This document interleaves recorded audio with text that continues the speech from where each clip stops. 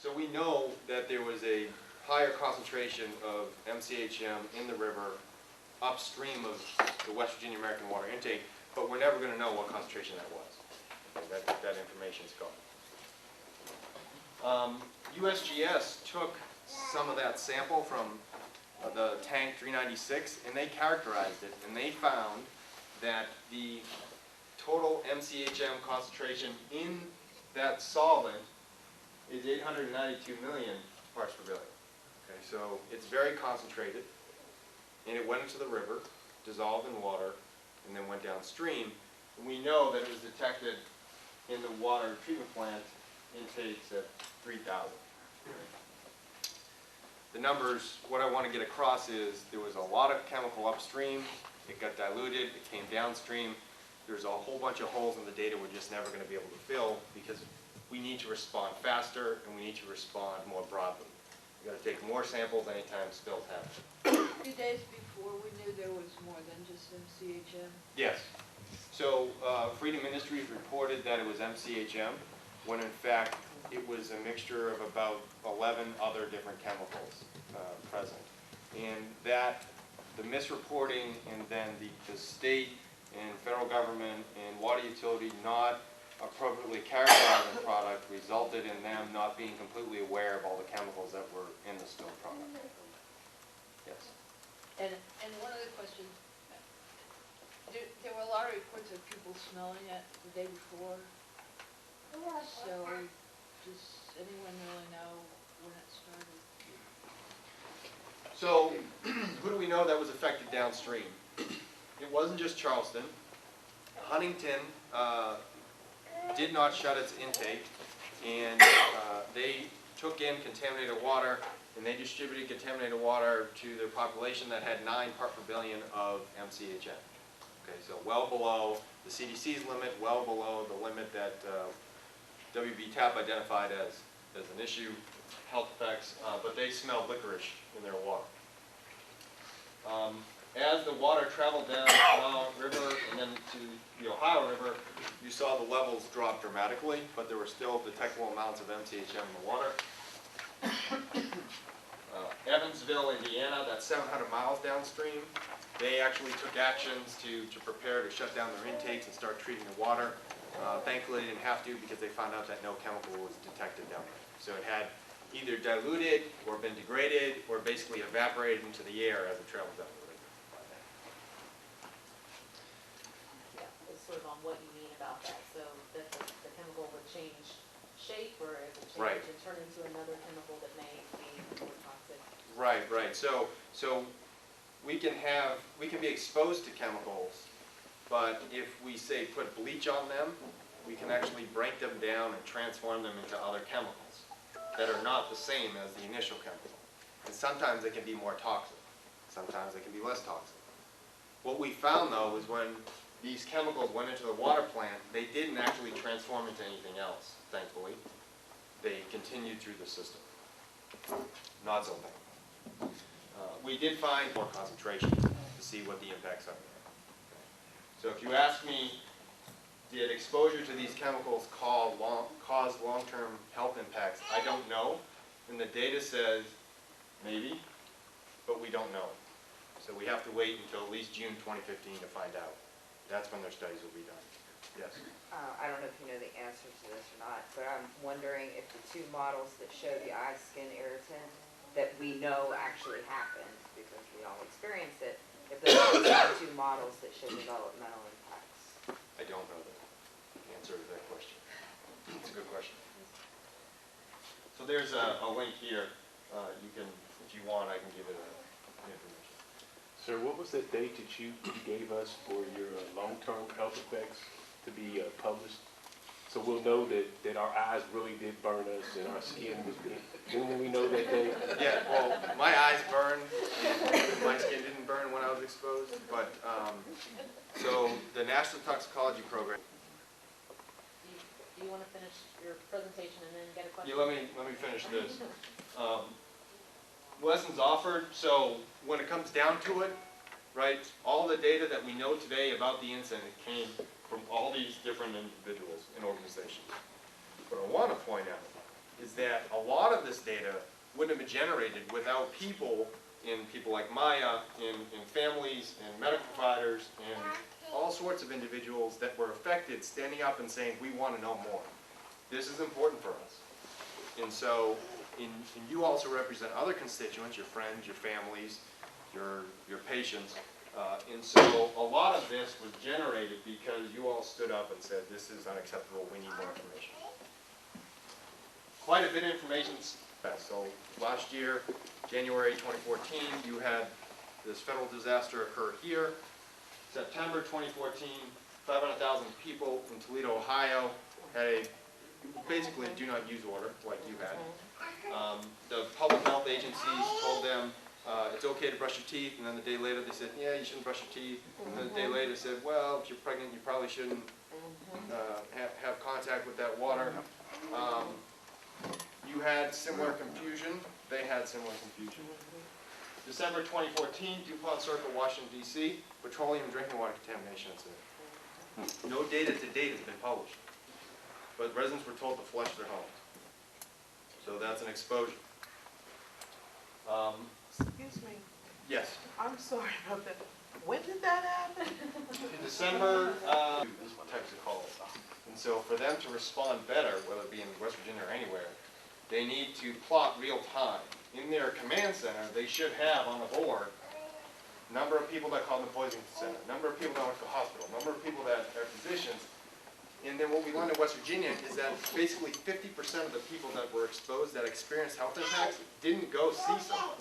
They stayed at home, right? So if all you're doing is relying on that data to determine how severe the incident is, then you're setting yourself up for failure in your time of response. So is there any news about the Spelman?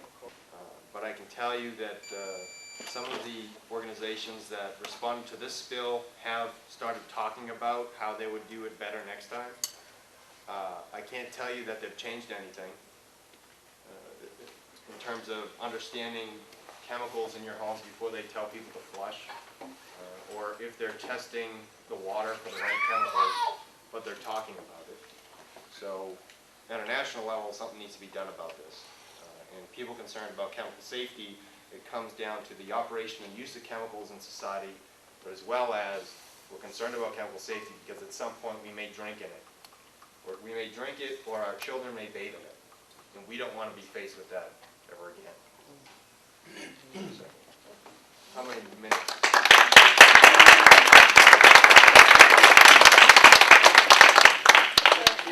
Research now, those 8 different studies. And they're doing that not because the CDC asked them out of the blue. They're doing it because Dr. Gupta, Secretary Bowling, and the people of West Virginia stood up and said, you need to help us, you need to get us information.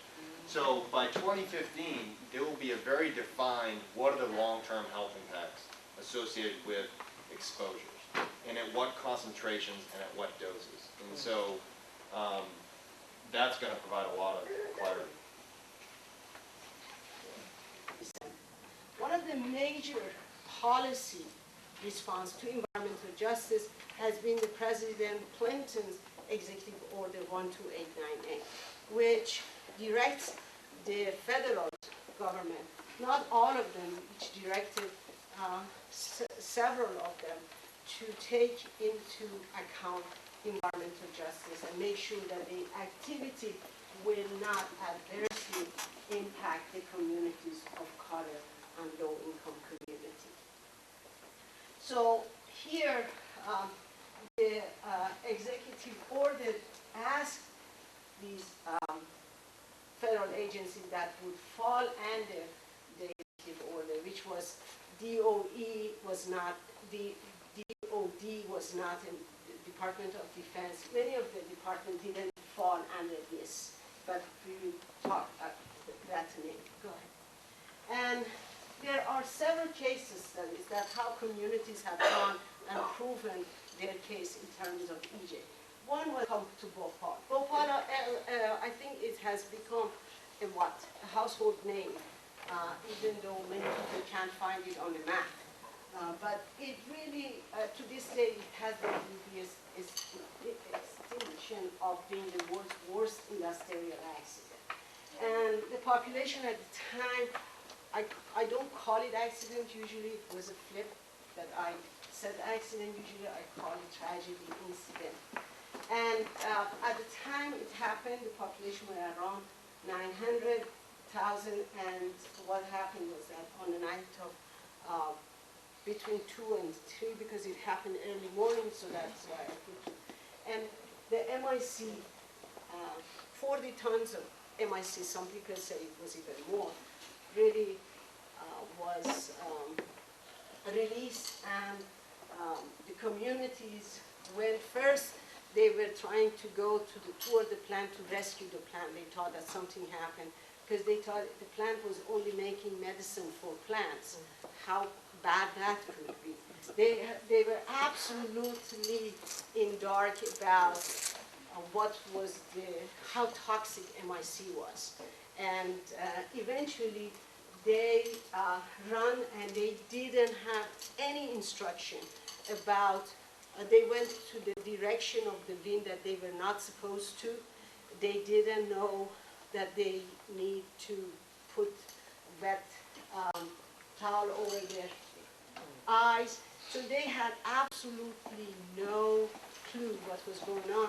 So they kept going to the hospital and dying, and then the hospital kept calling Carbide, and they were saying, oh, it's only eye irritant, don't worry about it. And the dead were piling in the hospital, and there was no direction in terms of what to do. And there were so many things wrong with the plant that it will be another lecture to talk about that.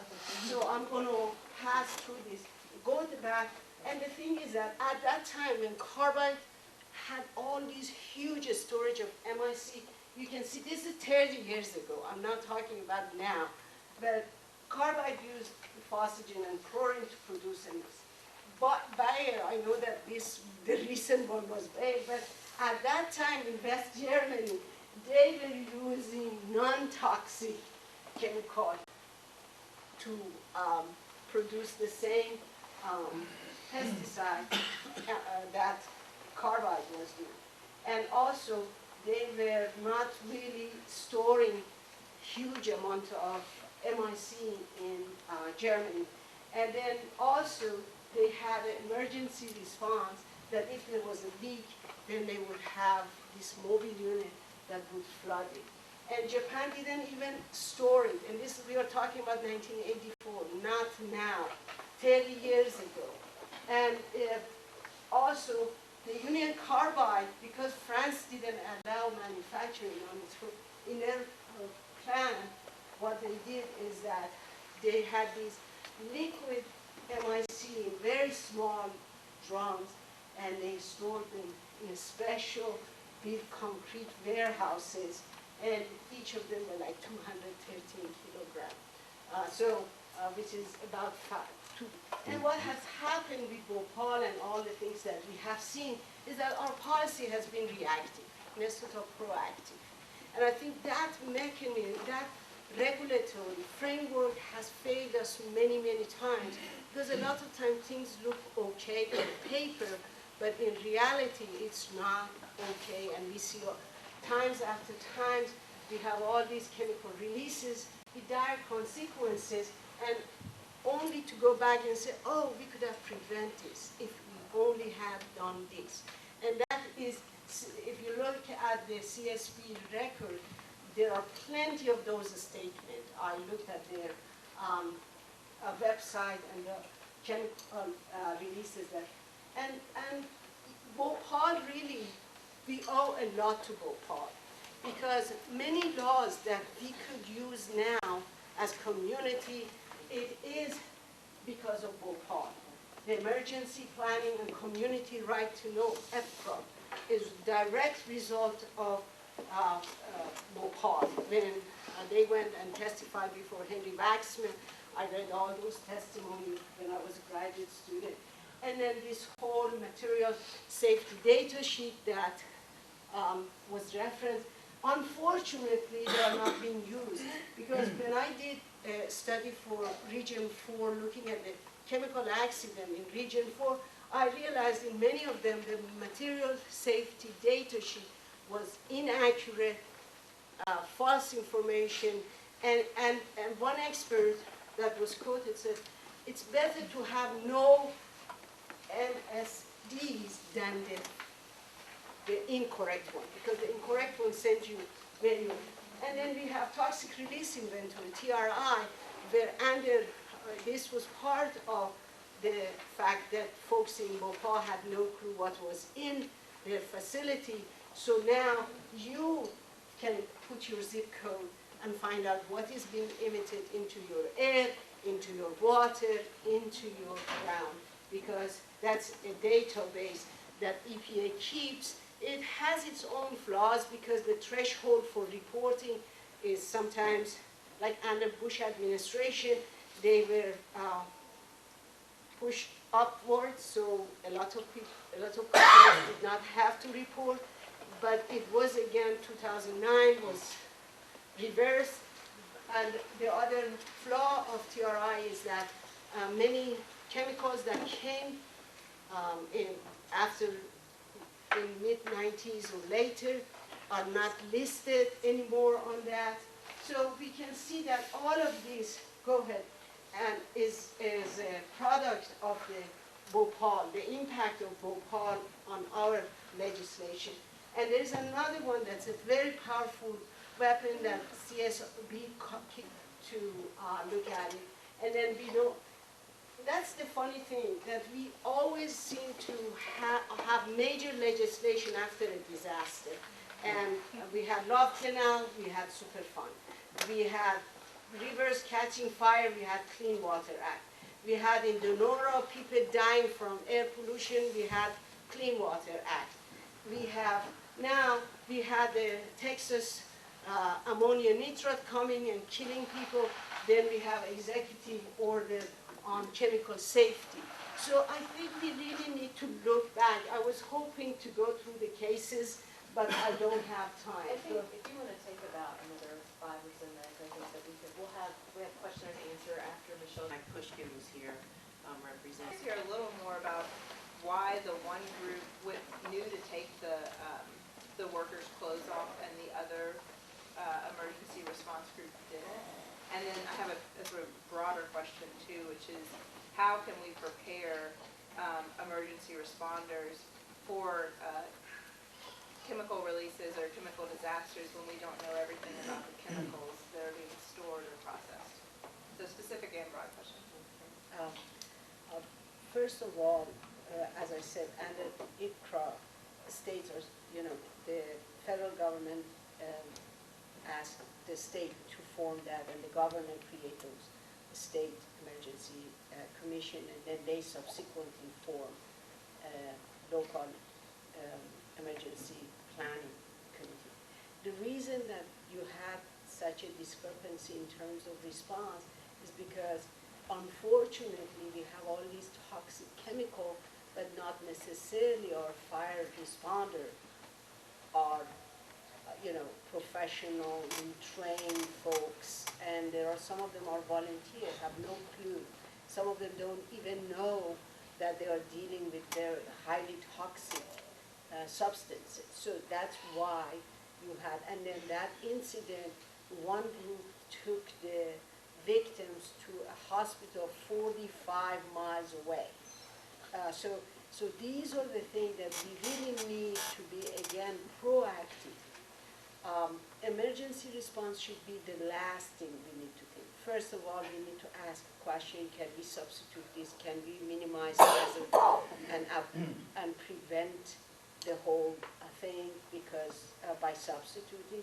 I got my spark and understanding and jumped on a bus and went to Washington to, lobby for Marsh Fork and, elementary things like that, but that's not happening today. So I think one thing that we can do, we all can do in this room, is how can we get this conversation on the campus so that we're educating the students and maybe even connecting them to some of the leadership that's going on with Black Lives Matter, because they need to be educated about this.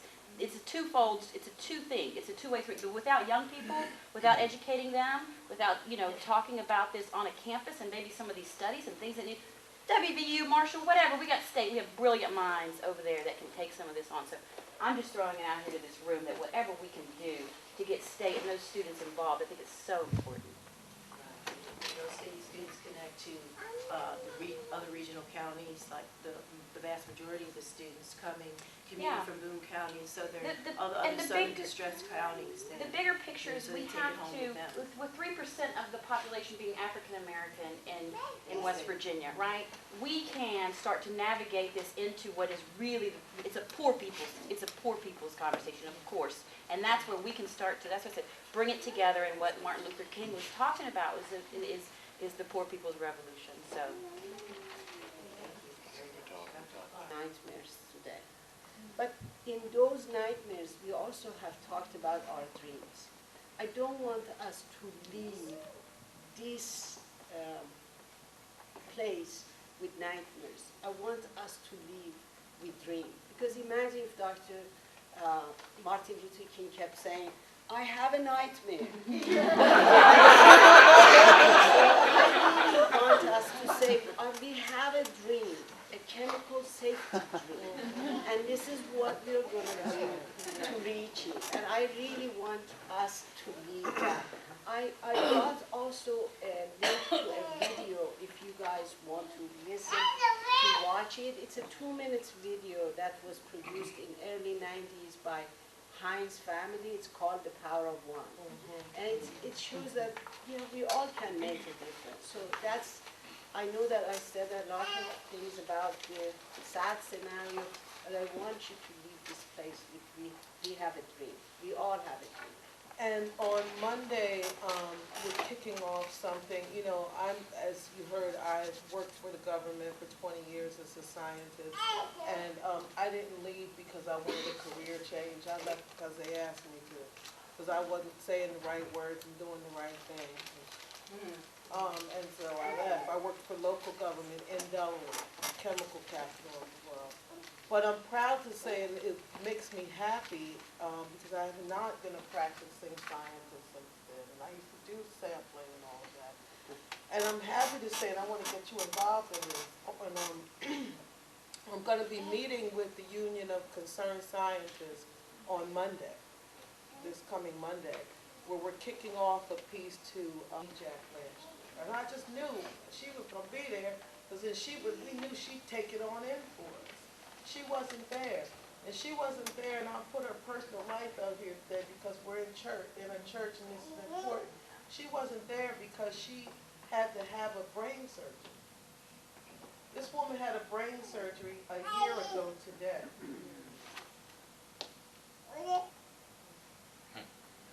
And I'm going to show you how God works. While we took them, we raised funds to take them to Colorado to see her, and she wasn't there. And look where she is a year later, here in West Virginia.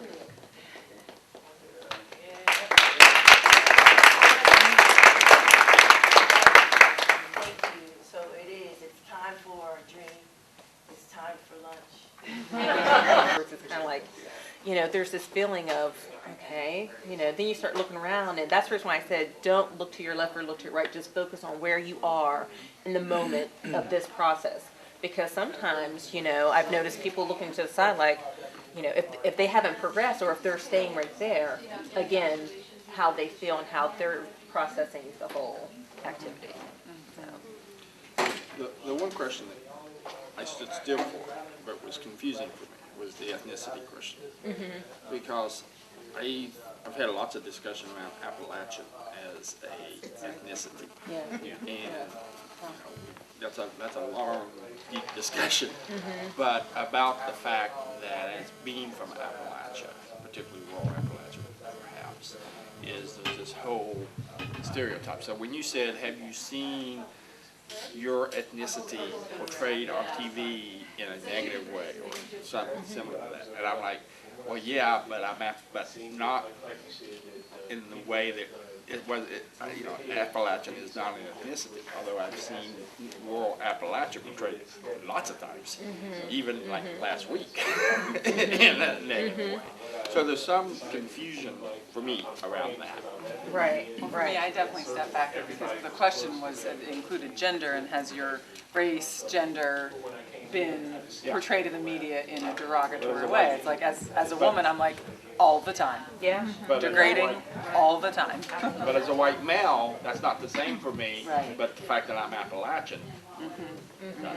So. That's a different dynamic there. So I'm glad you brought that up. I think that's something for us to kind of think about as we kind of move forward, because what one considers, and I would personally consider it as part of that category. And racism was they had this experience when they were in, their family took a trip to Washington DC, and they said something to somebody at a lunch counter that they were from West Virginia, and they said like, oh wow, and you're wearing shoes or something like that. And I guess it made me think about like the possibilities of like creating empathy between like these predominantly white populations, but where there is a lot of like crazy derogatory slurs around like West Virginia identity in particular, and like between, you know, urban populations of color. I just think about like it can be like a really cool way, especially when you're working with young people, to like see like look like there's a connection here, and like we can like have some solidarity. Absolutely.